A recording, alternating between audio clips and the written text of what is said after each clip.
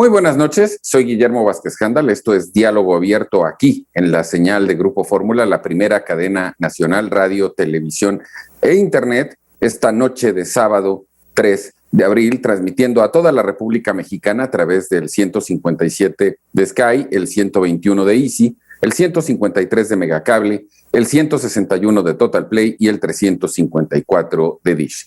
En Estados Unidos y Canadá, a través de Telefórmula Estados Unidos, vía las cadenas Xfinity Latino y Latino View, y claro, en nuestro sitio web www.radioformula.com.mx. Esta noche me da mucho gusto darle la bienvenida a Federico Saravia, que es presidente del Consejo de Administración de la Cooperativa de Cruz Azul, a Alberto López, que es el presidente del Consejo de Vigilancia de la misma cooperativa, y a la licenciada Guadalupe Oviedo, que es la abogada de ambos consejos. Muy buenas noches a los tres. Federico, buenas noches. ¿Qué tal, Memo? Buenas noches. Gracias. Alberto, muy buenas noches. Buenas noches. Guadalupe, muy buenas noches. Hola, buenas noches. ¿Cómo estás? Quiero anticipar antes de iniciar la plática que el contenido de la misma va a ser bastante fuerte, porque de acuerdo a lo que me han platicado antes de salir al aire, noto, y ellos nos lo explicarán, lo que a todas luces parece ser una intervención dolosa, muy dolosa, del Poder Judicial de la Ciudad de México en un conflicto interno de la cooperativa. Pero antes de eso quisiera pedirte, Federico, brevemente en 2 minutos, que nos explicaras para ir entendiendo la historia, cómo funciona la cooperativa de Cruz Azul, cómo se conforma, quiénes son los socios, porque esto va a dar pie a las siguientes explicaciones. Correcto, Memo, te agradezco infinitamente la oportunidad. Y claro que lo hacemos. Mira, la cooperativa, como todas en el país, tienen asociados, tienen directivos, se rigen a través de consejos, y la Ley General de Sociedades Cooperativas nos avala en esos términos.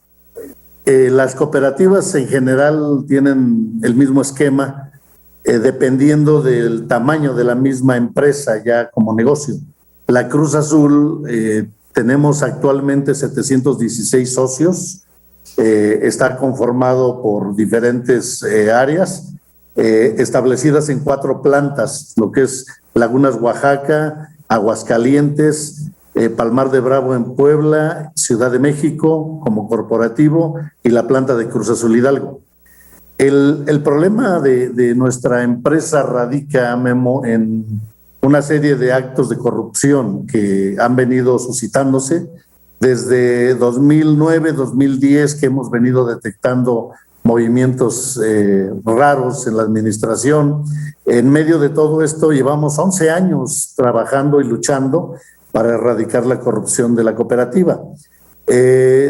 Guillermo Álvarez se separa de la cooperativa por la misma circunstancia voy a mencionarlo así, Memo, de traición entre grupos que estaban trabajando en la administración. Dirigiendo la cooperativa, digamos. El grupo actual toma la directriz de la empresa, y de ahí parte una serie de problemas enormes que desembocan en una asamblea ilegal en el 2018. Esa asamblea fue nulificada por un juez. No tiene lo que debe de ser en cuanto a los temas legales. Quedan inhabilitados por un juez como consejeros los que se habían entronizado ahí en esos puestos. A raíz de todo eso, en el 2020 se convoca una asamblea. Una vez terminado el periodo de ellos, en agosto del 2020 convocamos a una asamblea, el 20% de los socios, quedando como presidente del Consejo un servidor y presidente del Consejo de Vigilancia Alberto. Los que nosotros llamamos disidentes no sueltan el poder, se quedan allí, hacen una toma totalmente violenta e ilegal de las oficinas en agosto, dispersan dineros a despachos de abogados, empieza a trabajar un sistema de corrupción muy fuerte, Memo, en contra de la cooperativa orquestada por estos disidentes, voy a decir nombres, Víctor Manuel Velázquez y José Antonio Marín. Creemos, por todo lo que hemos visto, que más adelante la abogada dirá en términos legales, pero hay un complot en el aspecto jurídico en contra de la cooperativa Cruz Azul, en contra de los socios, que actualmente estamos trabajando de una manera legal, sin ningún problema. Esa asamblea el 26 de agosto está totalmente legal, ni siquiera está impugnada, está registrada como tal, está protocolizada como tal. No hay manera de que pudieran decir que es una asamblea ilegal, pero ellos, en contubernio, en complicidad con el sistema judicial de la Ciudad de México, están haciendo cosas impresionantemente atroces en contra del sistema cooperativo, en contra de nuestra cooperativa, en contra de cientos, vamos a hablar de cerca de 17,000 familias, quitando fuentes de trabajo. Lo más lamentable, Memo, que acabamos de vivir el día de ayer, antier, fue la cancelación de un centro clínico que teníamos nosotros, en donde se atendía a cerca de 25 niños con capacidad diferente, y lo cancelaron como si nada, no dieron el subsidio, no se tuvo que dar de baja al personal, médicos, especialistas, y los 25 niños quedaron en el aire. Es algo atrozmente cruel, yo lo defino así, amparados bajo la ley, bajo el sistema judicial, que se ha visto a través de las resoluciones que ellos han emitido, que están totalmente en contra y pareciera que quieren colapsar a la cooperativa. Otro problema de ayer, Memo, fue la distribución de los medicamentos. Ahorita, estando en pandemia, no subsidiaron a las proveedoras de medicamentos en nuestro sistema cooperativo, en Cruz Azul. No lo subsidiaron y estamos en un riesgo de colapsar porque no hay medicamentos en las farmacias, ni en Oaxaca, ni en México, ni en el estado de Hidalgo. Tenemos un problema grave, Mem, que queremos denunciar ante las autoridades para que volteen a vernos.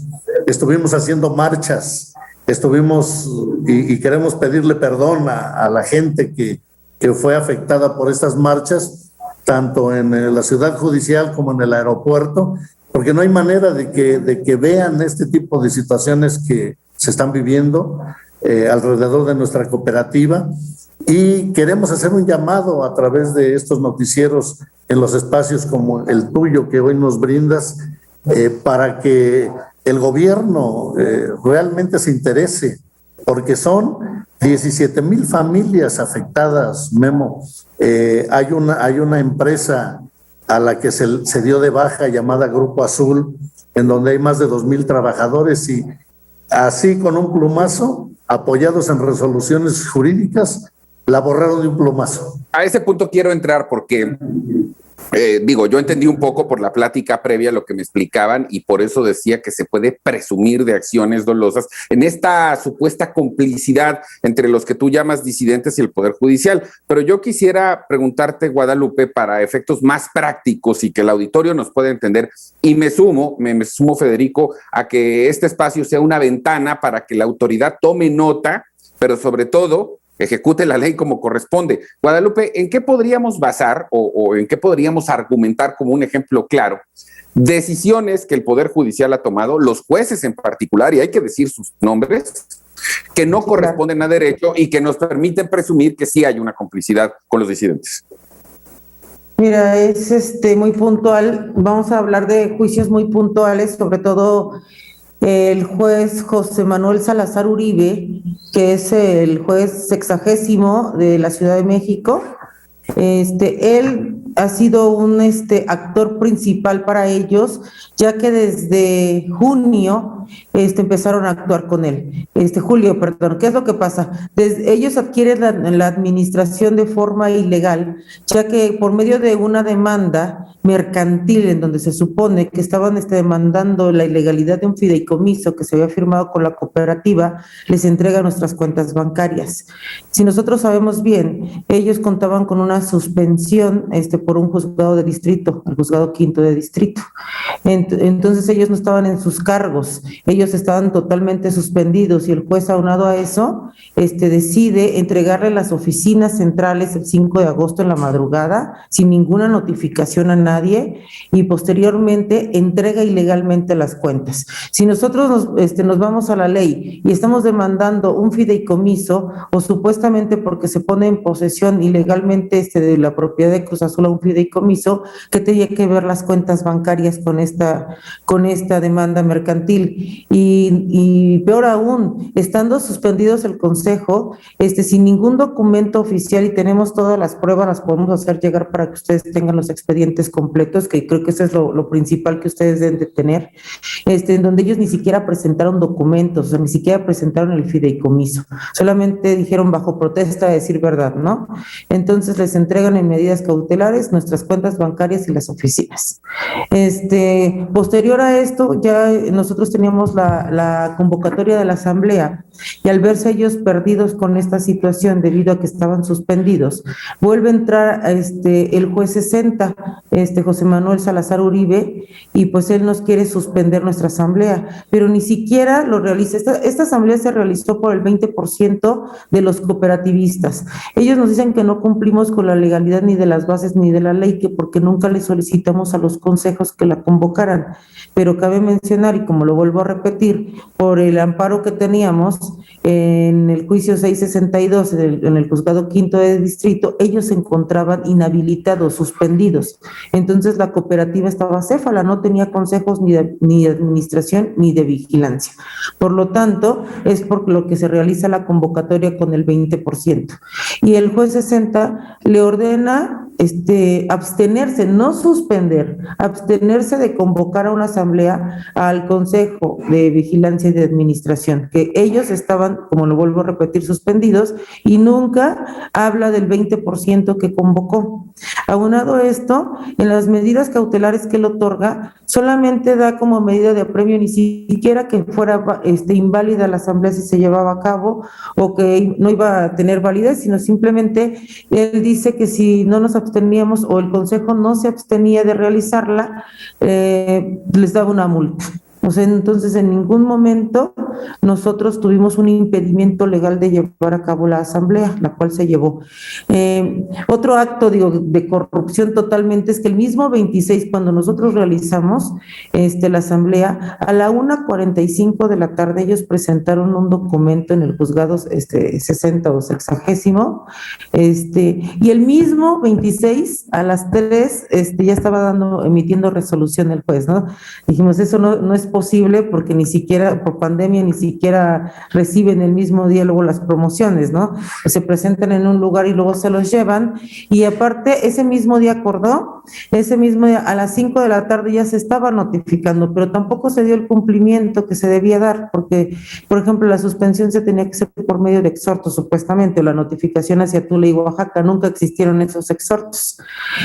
Posteriormente, en vista que sabían que no les fue suficiente, ocuparon otro juez, el juez octavo de la Ciudad de México igual, en donde ellos supuestamente ya están atacando nuestra asamblea, pero les ponen en posesión la planta de Aguascalientes y la planta de Puebla, sin ser otra vez notificados, en donde había demandados, donde se supone que aquí nuestros presidentes de los consejos y los miembros del consejo estaban siendo demandados.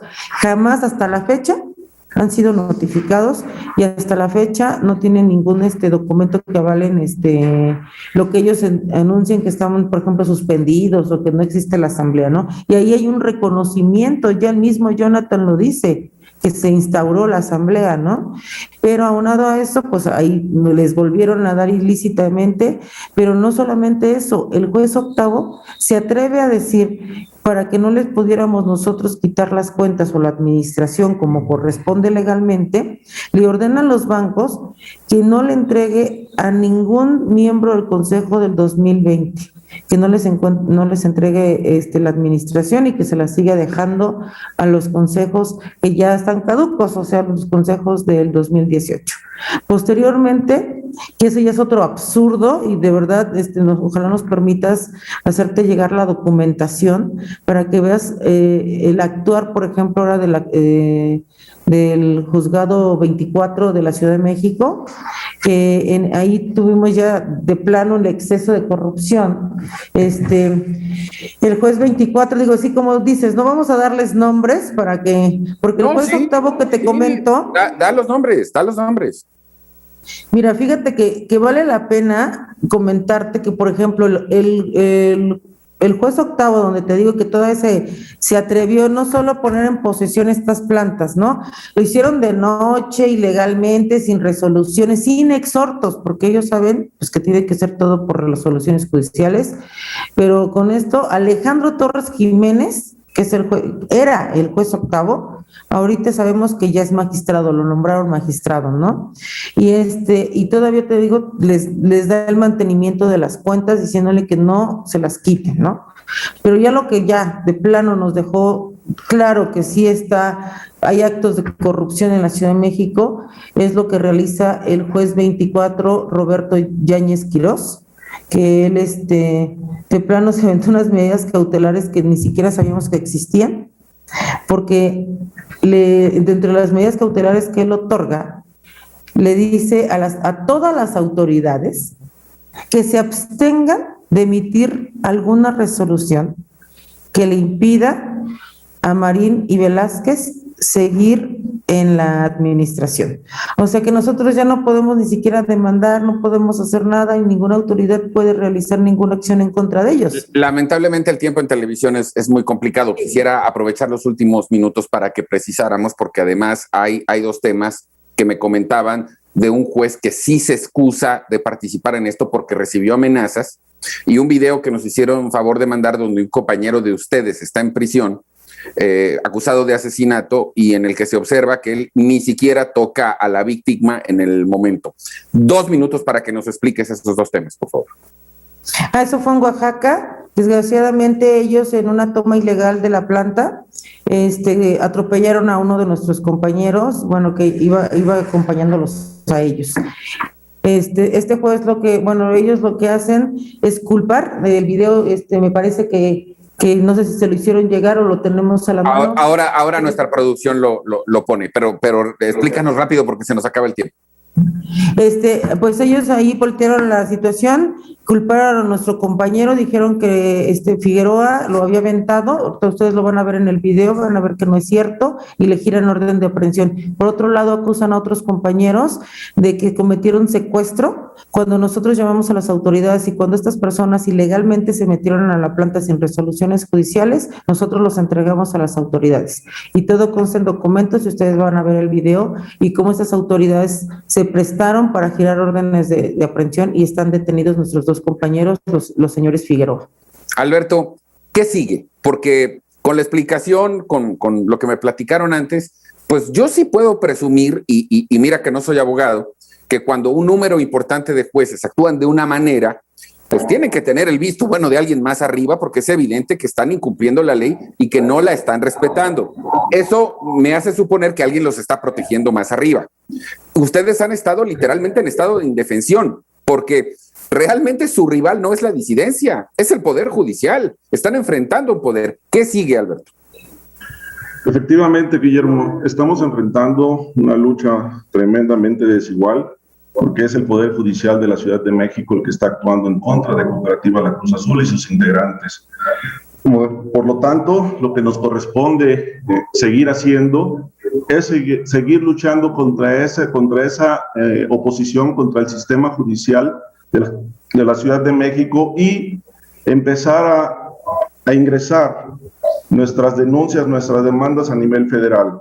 Nuestro movimiento tiene que seguir porque nuestra causa es justa, estamos luchando, estamos viendo, porque el movimiento cooperativo en México siga siendo enarbolado por Cooperativa La Cruz Azul, la cooperativa más grande de América Latina. Es una cooperativa muy importante, y matar el movimiento cooperativo de esa forma en México es dejar fuera de cualquier acceso económico o para poder tener una vida sustentable a más de 15,000 familias de forma directa. Aparte de las acciones legales, perdón que te interrumpa, supongo que seguirían manifestándose, ¿verdad? Sí, tenemos que seguir haciéndolo. Desafortunadamente es algo que va en contra de nuestros principios también, el hecho de poder interferir en la vida cotidiana de una ciudad como la Ciudad de México, pero no tenemos otra alternativa para poder ser escuchados, para poder hacer que volteen los ojos tanto los medios, la comunidad del país y las autoridades del país. No nos dejan otra alternativa más que seguir manifestando. Mira, eso lo tendremos que seguir haciendo. Lo entiendo, yo lo que les puedo ofrecer es que este espacio va a continuar abierto para que ustedes sigan exponiendo, denunciando, porque esa es la palabra que hay que utilizar, y me sumo al exhorto que hacías al principio, Federico, para que la judicatura del Tribunal de la Ciudad de México investigue a estos jueces que a todas luces, como lo explicaba Guadalupe, están infringiendo el precepto que ellos son los obligados en cuidar. Lamentablemente se nos terminó el tiempo, y eso que utilizamos más de lo normal, pero este espacio sigue abierto para ustedes, de forma que ustedes puedan seguir exponiendo. Me voy despidiendo de cada uno. Federico, muchísimas gracias. Gracias, Memo. Así rápido te puedo decir, sí. Los jueces penales Júpiter y Gaspar han emitido resoluciones en contra nuestra totalmente ilegales, son jueces penales, Memo. Me despido de ti, te agradezco infinitamente este espacio y estamos en contacto. Claro que sí. Alberto, muchísimas gracias. No, muchas gracias a tu auditorio y un agradecimiento muy especial para ti, Guillermo, por esta oportunidad que nos das. Lo hacemos con muchísimo gusto. Guadalupe, muchísimas gracias. Gracias a ti, Guillermo, y también comentarte pues que nos apoyen ustedes con estos medios de comunicación. Gracias por el espacio, porque ahorita el juez 60 convoca una asamblea ilegal y pues ahora seguimos en la lucha, ¿no? Y tendremos que seguir manifestándonos. Muchas gracias. No puedo hablar por los demás, pero te aseguro que Grupo Fórmula sí, y este espacio lo hará de manera permanente. Muchas gracias a los tres. Voy a un corte, no tardo nada, vuelvo de inmediato aquí a Diálogo Abierto.